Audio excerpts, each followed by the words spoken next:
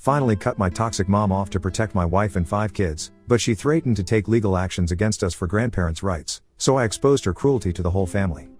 I am a 41-year-old, happily married father of 5 children. My wife and I have been married for 20 years and both of us came from fractured, chaotic families. My wife's parents divorced and were both alcoholics. Her father died of liver failure and her mother has cooled off a bit and has retired. My parents went through a vicious, violent divorce when I was a child. My father moved 10 states away to get away from the craziness and my mother has never changed. Because of our experiences with violent and unstable families, my wife and I have worked extremely hard to be picture-perfect parents and spouses. We've done everything you can think to have a perfect life for our kids. My wife is a sports coach and I'm a scoutmaster with the BSA. Our kids are healthy, engaged, and have everything they need physically and emotionally. This has been in spite of our families, not because of them. My mother is a terrible woman. She systematically abused me throughout my whole childhood, and continued to be a violent, bitter, mean and aggressive person to me throughout my whole life. I could sit here for hours and write about the things that she's done. She used the courts to destroy the life of my father for decades. Once he was out of the house, she turned her anger at me with physical and emotional violence. When I was 16, she expelled me from the house and left me homeless. I had to go from house to house, figuring out where to live, and try to graduate high school. I ended up living with an older boy that was about 4 years older than me, and I had to engage in a sexual relationship with him in order to secure that housing. I was not gay, I did not want to be gay, and I had to endure something that destroyed me in order to not be sleeping on the street. When I turned 18, I was able to start working at a better job, and was able to get out of that bad situation and start my life from scratch. My wife and I have scratched and clawed our way into a stable, middle-class lifestyle. We both went to college at night for years and years, and we have good jobs and a house in the suburbs. Out of a sense of duty to our family, I sought to include my extended family in our lives, and permitted a relationship with strict boundaries between my mother and my children. For the most part, she has been fairly stable for about 20 years. I say stable in that we could have routine contact about once per month for that time period, with a minimum of disruptive behavior. She has never acknowledged her abuse to me as she is an extremely selfish person. Everything about our past has been left unsaid. My mother, over the last 2 years, has become completely unraveled. Her second husband decided to leave her for his own health and sanity, and she has instantly reverted back to the most cruel and the most bizarre behavior imaginable. All aspects of her life have been affected. She is calling the cops, suing him in family court, alienating large parts of her family from one another, all while trying to tell my children about why their grandfather is a bastard for how she feels about him. Once I saw this happening, I said that's it, not again, and took some action. At the beginning of this year, I wrote a very courteous note to my mother asking her to re-evaluate the way she's been behaving to me and my family. When I tell you it was neutral and courteous, I really mean it. I checked it like 5 times. She responded by calling me terrible names, ungrateful piece of shit for example, and screaming bloody murder on the phone at me. I blocked her from my phone, then she did the same thing to my wife. So I informed my mother by email that I'd like to maintain distance until she works on herself in therapy or with her divorce mediator. Things lay still for about 6 months. This morning, I wake up to a series of bizarre emails from my mother asserting that she wants to see my children for their birthday, which is coming soon, and that she is giving me 24 hours to provide acceptable dates for permitting visitation or to be prepared for a legal summons to family court. I'm like, WTF? This woman is the equivalent of a schoolyard bully, following me around in life, tormenting me nonstop until you just want to cry. The worst part of a bully is that when you ask them to lay off you for even 5 minutes, that they just take this as a cue to keep it up even more. I took one look at this and I was like, holy shit, this woman is clearly out of her fucking mind. Now I know in the post title I said she's suing me. I work in the legal field and I know that until I've been summoned to appear, that I have not been sued. So, no, she's only threatening to sue me right now. Sorry for using the hyperbole. But I'm finding myself in the same bizarre, out of touch reality that everyone in this person's life finds themselves. This batshit insane woman forced me to see my own father at a McDonald's when we were kids for 2 hours every 2 weeks, as per the court order, while she waited outside in a running car. I was only allowed to see him in this fashion because she hated him and didn't care what this would do to her own kids. There were more than a few times when the clock would strike 8 and she would come screaming into the McDonald's threatening to call the cops and have my dad arrested for kidnapping while grabbing us by the arms and pulling us out of the store. This is what she's capable of doing with family court. I had a literal, hyperventilating panic attack on the floor of my office this morning. I have sought to be respectful, mature, and use good decision making this whole time. My wife and I have an extremely secure marriage and she is in agreement with me 100% through all of this. I'm finding myself wishing that my mother would just die already, and just please to leave me alone.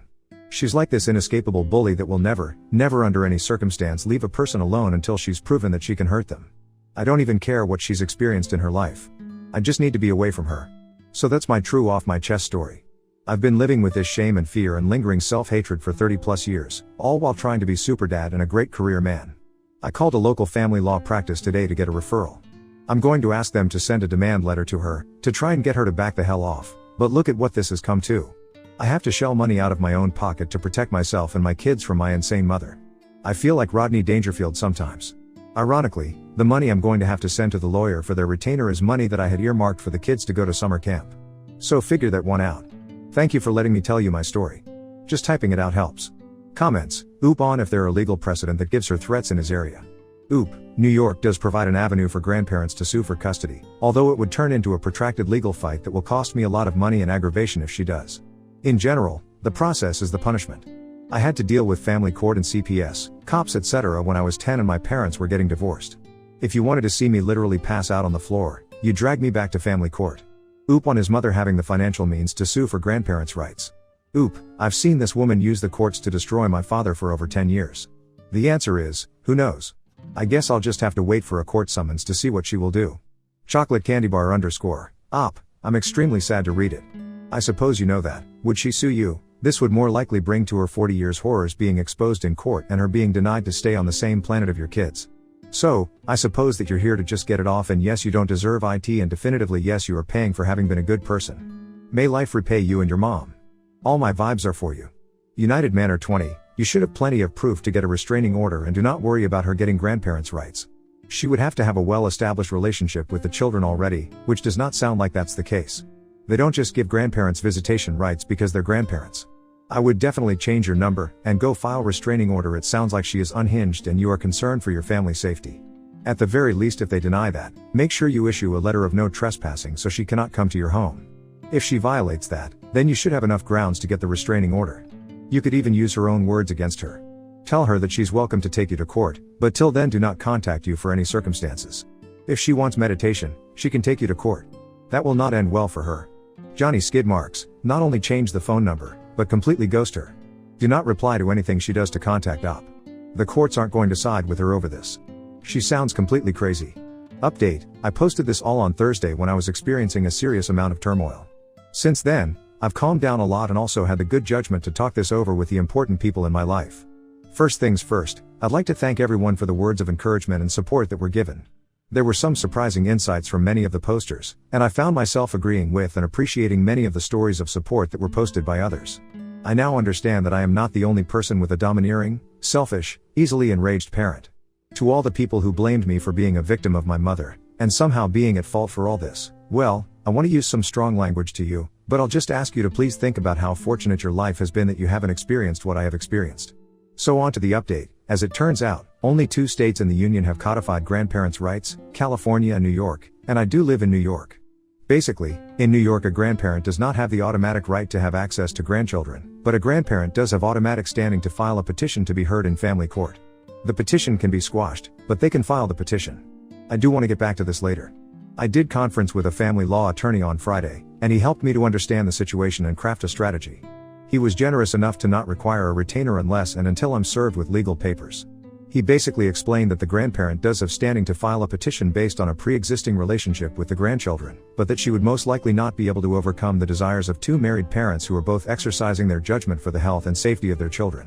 He explained that in NY, our simple desire to terminate a relationship would most likely be overcome in court. However, if we introduce some of the specific actions that she's exhibited over the last few years, familial alienation, adult humor near children, uncontrollable anger, hoarding of house cats, dangerous operation of a motor vehicle, that we would very likely prevail in a court setting.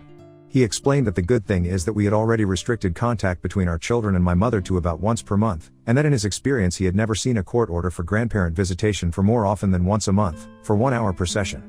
I try to be reasonable, so I said, okay, the worst case scenario is supervised status quo. I did broach the topic of a restraining order, and I was quickly schooled on how that works. Despite the Reddit attorneys who all assured me that I can automatically get a restraining order, well, I hate to say that you're all completely wrong.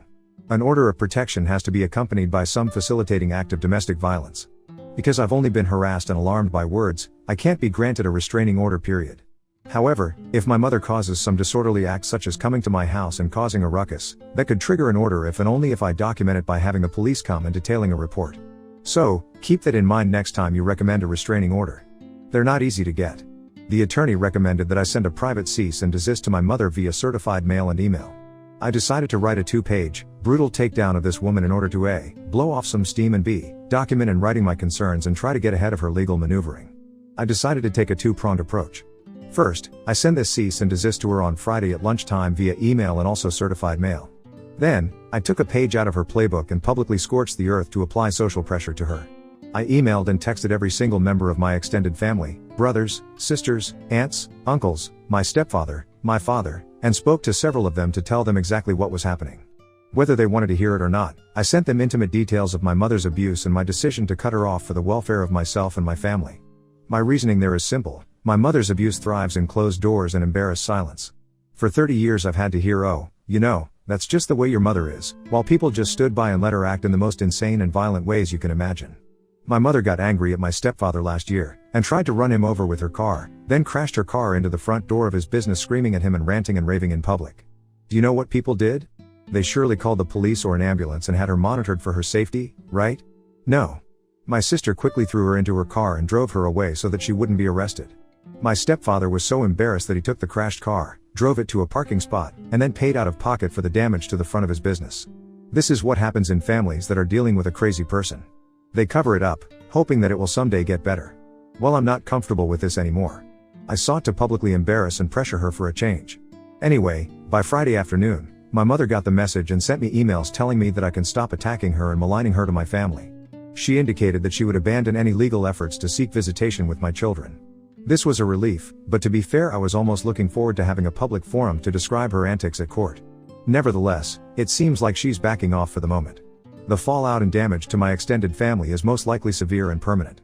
However, my wife and I discussed this fully and have decided that this is the direction we're going in. We'll just have to have holidays by ourselves if the family can't be loyal and supportive to me. On to the last point, and I really want to drive this home. In 1991, my mother conducted an incredibly vicious divorce against my father. I mean, she literally sought to destroy him, and she did. He was completely beaten by her. One of the things that my father told me about just this weekend was that at the time my grandparents on his side sought to have guaranteed visitation with us after the divorce. My mother actually went to court on that specific topic, and specifically litigated that she was the custodial mother and had sole decision making about who the children would be around. The court ruled at the time that in fact, there was no right for a grandparent to see children, and my mother successfully was able to keep me away from my very loving and happy grandparents for years. I was only able to see them during court-mandated visitation with my own father. The law in New York changed in 2000 so that grandparents' rights came into effect, too late to help me unfortunately. I want to really drive this home, the fucking balls on this woman to go to court on her own behalf and state in a court of law that she, as the custodial mother of children, has the sole and ultimate decision on who her children have relationships with, and then to 35 years later attempt to use the changes in law to assert that she has grandparents' rights to visitation, despite the wishes of the both parents, was too much for me to bear. That alone made me say, no way, not happening under my watch. So that's the update. Long-winded, yes, but it makes me feel good to type this out. I'm finally able to unburden the unbearable shame and embarrassment of what happened to me to members of my family, and I won't allow myself to be ignored anymore. I'm 41 and my selfish, insane baby boomer asshole mother is in her mid-70s and has no power over me anymore. I'm sick and tired of bottling this up. Anyone who doesn't like it? They can go suck an egg. I deserve to have loyal and faithful people in my life. Comments: Ascole, isn't her case now public record? If she believes that only custodial parents should dictate a child's relationship with extended family, isn't that something a lawyer can look up and use? Oop, I have started the FOIL request at the family court where the divorce was adjudicated. However, this will likely take months and months to get the records. I may read them just to more fully understand my family's history. Practical Chess 2313. Man, I am so unbelievably glad that you stood up for yourself and that you and your wife are united in standing up to your extended family. That's not easy to do. Nobody deserves to be treated like that, but abusers are so good at making you believe that you're the one exception. Maruchan_Wonton, exactly, and good job op. From my own personal experience, it can be difficult to cut a toxic abusive person out of your life. So many people follow the same path as their parents. It makes me happy to hear that you are raising your children the complete opposite of how she raised you. In limiting contact and going NC, you are not only protecting yourself but also your children. No one should have to endure that, and so sorry that you did, but be proud of the fact that you and your wife are ending that cycle. Berlin Black Tea. In NY, the burden of proof for a TRO is high. Why so many jump to that thinking they give things out like that freely? You wouldn't want a system that allows that. Being made uncomfortable is not grounds for TRO. And in a dysfunctional family, where abuse is chronic and lifelong, but rarely enough to cause arrest. People who exhibit controlling and abusive behavior know what they can and cannot get away with legally in most cases, and have enablers that hide behind their silence and shame. It is frustrating. Unless minors are witnesses to the behavior. CPS acts on this quickly. TROS are usually granted then. Parents can be faulted for failure to protect if they do not shield the children from a relative's behavior. The culture has changed in this regard from the 80s and 90s. What matters now is the future. Protect your children, and go to therapy for yourself. Intergenerational trauma stops with you, and you are taking steps to do that. But you also have to heal yourself, the child you were that was not heard, loved, valued, or protected by your primary caregiver. Mom. It will take hard work and some time, but if you take the therapy seriously, it will heal you and help become the healthiest version of yourself, and as a parent, that you can be. And you will be mentally free. GL to you. Knitted Yeti, this batshit insane woman forced me to see my own father at a McDonald's when we were kids for 2 hours every 2 weeks, as per the court order, while she waited outside in a running car. I'm trying to understand how the courts only granted the father 2 hours per fortnight visitation. On what grounds? Fatigue error. Mom probably made up a lot of BS that made the dad sound abusive, uncaring, etc. Text Eva, I dated a guy who had an ex like that. Even worse, it wasn't regular visits, she'd just phone with 1 hour's notice, and if he wasn't there she'd tell the kids he didn't love them enough. Took him years and thousands to sort the court custody. Sadly, it took a toll on the relationship. Hard to be second best to exes, crazy, and we had to keep relationship secret or she'd cut him off. He had to, and did put his kids first, but the frequent canceled dates were too much, her fault really. As a friend of his though, I was pleased when it was all finalized and to see he's settled with a nice GF now.